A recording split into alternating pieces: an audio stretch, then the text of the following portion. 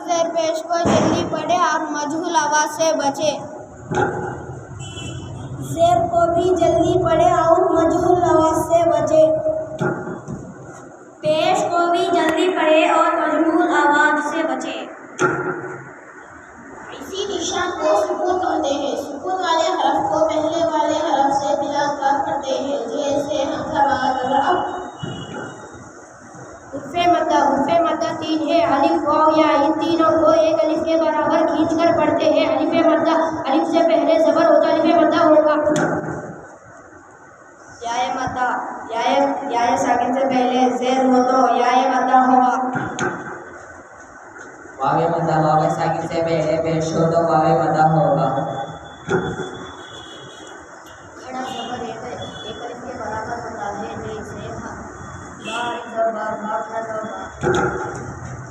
खड़ा ज़ेर याए मद्दा के बराबर होता है, जैसे खड़ा ज़ेर भी, बाया ज़ेर भी। सुनता पेश वावे मद्दा के बराबर होता है, जैसे वाव पेश। तो है वाव आरिया, वाज़न से पहले ज़बर हो तो वायलिन होगा। वायलिन को ज़रा आवाज़ से जल्दी पढ़े और मजहूल आवाज़ से बचे। यायलिन, या साकिन से पहले ज़बर हो तो यायलिन होगा। तस्दीद, ऐसे निशान को तस्दीद कहते हैं। जिस हरफ पर तस्दीद हो उसको 2 मरतबा पढ़ते हैं, जैसे अब्बा। पर तस्दीद हो तो गुन्ना होगा। नाक में थोड़ी देर आवाज़ को रोकने में गुन्ना कहलाता है। गुन्ने की मिक़दार एक अलिफ के बराबर है।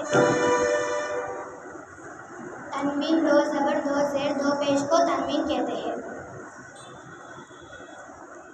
जिस नून पर सुकून हो उसको नून सकीन कहते हैं। तनवीन और नून सकीन की आवाज़ पढ़ने में बरकत होती है। हुर्फ़े क़लक़ला 5 है। क़ाफ़ ता बा जीम दाल, जब इन पर सुकून हो उनकी मखरज ठक्कर खाकर अलग हो जाती है। इक्फ़ा, हुर्फ़े इक्फ़ा 15 है। ता सा जीम दाल जा जा सीन शीन स्वाद स्वाद वा ज़ा फ़ा काफ़ काफ़। तनवीन या नून साकिन की बात हुर्फ़े इक्फ़ा है तो नून की आवाज़ को नाक में छुपाकर पढ़े, जैसे